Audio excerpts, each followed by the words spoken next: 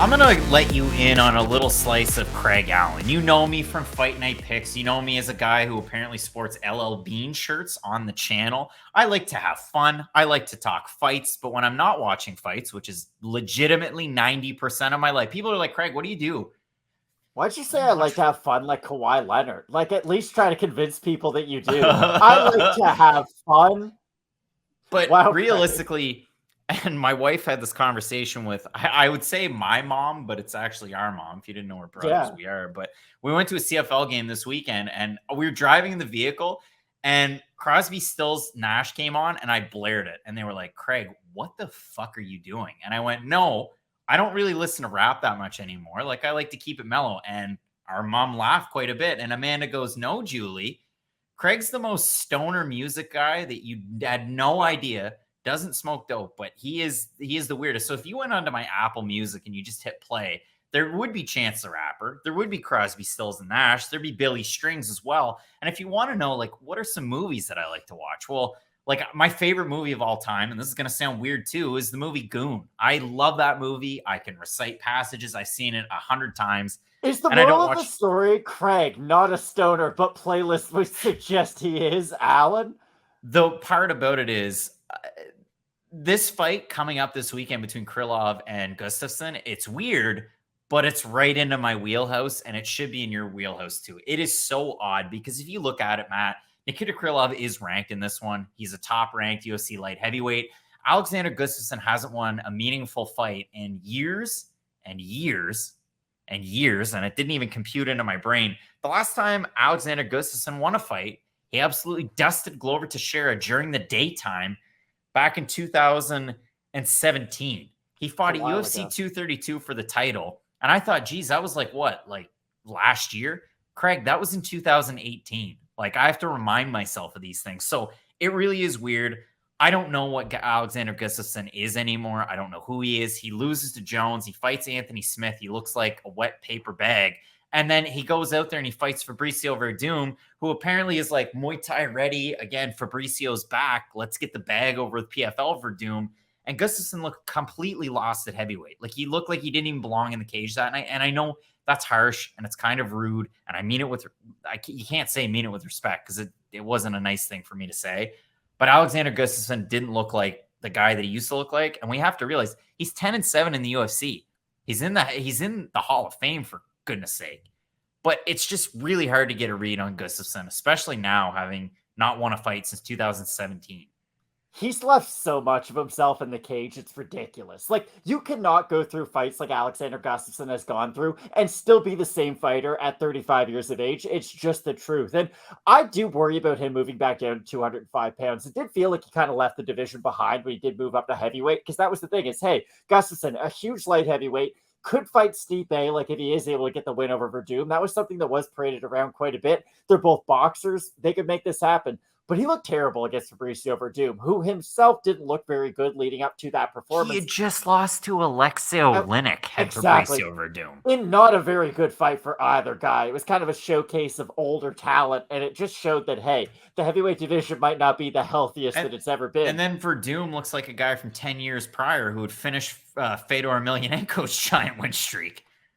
So that's the thing. For Gustafsson, you can't go into this expecting the guy that he used to be because it's just impossible. But he is probably going to be the better striker in this matchup. This is my problem with Gustafsson. I don't know how hard of a fight he's willing to go through. Let's just call it what it is. Like, if Gustafsson is getting beat for 2 rounds, let's say he's underneath Krylov, Krylov's landing good ground and pound, I don't think Gustafsson's going to fight like hell to get back up to his feet and go for a knockout. Like, I could see him just giving up his back and losing via rear naked choke to Nikita Krylov midway through the second round of a tough fight. Because Krylov is one of those guys who, if there is a sign of weakness in you, he can take advantage of that. If you're very skilled and you have really good heart, you can beat what Krylov is. But if there is any quit to you, that's the kind of fighter Krylov can take advantage of, because he's one of these weird guys who has a ton of submission wins, a ton of submission losses, a ton of knockout wins, and a ton of knockout losses. He's an offensive dynamo who risks so much defensively because he is so good offensively. Nikita Krylov's average fight time in the UFC, a career that spanned a very long time, it's 8-7, so neither guy's a saint. And for Krylov, it's been heavyweight and light heavyweight as well. He debuted at heavyweight as a very young man. Average fight time for Krylov, 7 minutes. For Gustafsson, 10 minutes and 54 seconds. So that is like, there are finishes there. We do know this. But for Krylov, he left the UFC, loses to, it was Misha Serkinov, goes to Fight Nights Global, gets some wins, comes back to the UFC, and he's been 2-4 since. You look at the losses. Jan Blachowicz, who became champ, Glover Teixeira, who became champ, Magomed Ankalaev, future champ, Paul Craig, man from Scotland, who's very, very good. You know, I'm going to zag hard on the Ankalaev future champ, but this is the only thing I want to say. Just his wins at Fight Night Global weren't that great in hindsight. It was an old Emmanuel Newton. Yeah. Exactly. It was an old Emmanuel Newton who was decent in his prime, but at that stage he was like really past it. And Fabio Maldonado, God love him, he was in one of those Bigfoot Yuri Silva Prohashka runs. poster. Yeah, they were like, Bigfoot Silva at this stage is just like, it's sad. They're just like giving him a finder's fee, basically. That's the stage that Fabio Maldonado was at a certain point. It was like, hey, you're a champion, we'll sign him just so you can beat him. This is my big note on Nikita Krylov. Great first rounds against Ankalaev and against Paul Craig until things don't go well. And I have fight IQ of a wizard sometimes and an acorn some other times. Like, there are two polar opposite versions of Nikita Krylov. Like, when he fought Johnny Walker, hey, I'm going to wrestle him, hold him down the whole time. Hey, works pretty damn good. And then I'm going to go out there and strike against strikers. Not going to work all that great, though he does have very good striking. And he has very good jiu-jitsu, but against Paul Craig, I thought he had him finished. I thought any sane referee is going to jump in when you're hammer fisting a guy who's not defending and just looking up at the sky. But apparently the magical powers came from the sky for him. But Matt, when you do focus in on it, as your mic is muted, when you do look at it, again, I focus in on Nikita Krylov. Still spry on the feet, still has good takedowns, still has good jiu-jitsu. I haven't seen it from Gustafsson in almost 5 years. I have a hard time picking Alexander Gustafsson in this fight. And Craig only picks favorites. This is another really tough one, guys. I like Krylov in this matchup, but I got to be honest. I think he struggles against anybody who has like real promise in this division. Jamal Hill beats Nikita Krylov. Unless Jamal Hill goes, I'm a black belt. Watch out, guys. Beats Nikita Krylov. Krylov doesn't make it out of the first round if he fights Jamal Hill. What are we talking about? Like, that's how much better I think a true prospect is in this division than Nikita Krylov. Krylov loves to make mistakes that his opponents are really good at capitalizing on. The thing is, Gustafsson doesn't really have one-punch power at this division. He's more of an accumulation guy. And if you make one mistake against a volume striker, yes, you might get hit by a couple of shots, but they're probably not going to be hard enough to just end the fight immediately. So I do think Krylov can make a few mistakes in this matchup without paying dire consequences for them. Matt, we have a look at the odds in this one. Krylov open -250, -190 right now. For Gustafsson open +170, +155 is comeback at the moment for Gustafsson. We have a look at Tapology, Matt. Surprised to us as it is to you. Gustafsson's a big fan favorite, UFC Hall of Famer. You better not be looking at the votes. Don't cheat. I'm going to say over, under, you are 65% Gustafsson.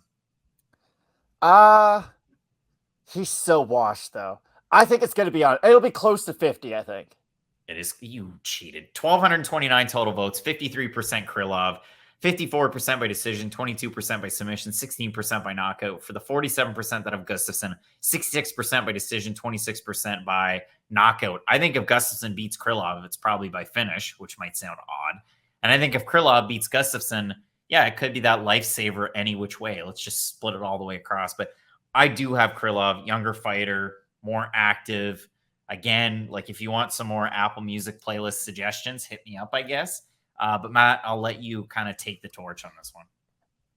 It's like the opposite of the Paul Craig effect. Like with Paul Craig, enough is enough. You got to respect the guy. For Alexander Gustafsson, when are you going to show me the old fighter that you once were? I just don't think he's there anymore. And you have to remember, he took a lot of time off after the Glover win and the John Jones loss because he was one of those like number one contender, like half number one contenders where he just sort of had to wait for the right opportunity to actually get that title shot. And he wasn't really the same fighter after he lost by TKO to Jones the second time around. Like Anthony Smith, that was a good fight that they had. He had Smith hurt to the body with a kick at one point in that fight, but still, when the going got tough, Anthony Smith was able to tough him out. And same thing with Fabricio Verdum. Like when the going got tough with Gustafsson, Daniel Cormier said this leading up to their fight, and I hated hearing it because I loved Gustafsson at the time. But that was his thing. He's like, when the going gets tough with Alexander Gustafsson, he's going to look for a way out, and I'm the king of the grind. Now, Gustafsson got really tough in that fight, and that's an all-time great fight between those two. But still, that was always a question mark with Gustafsson after the Rumble Johnson performance,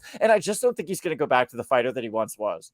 The Rex in my Apple Music, the last 3 artists I've listened to, Charles Wesley Godwin, some good music there. I like Hardwood Floors. I get the Payback by James Brown. And what about it? Let's go.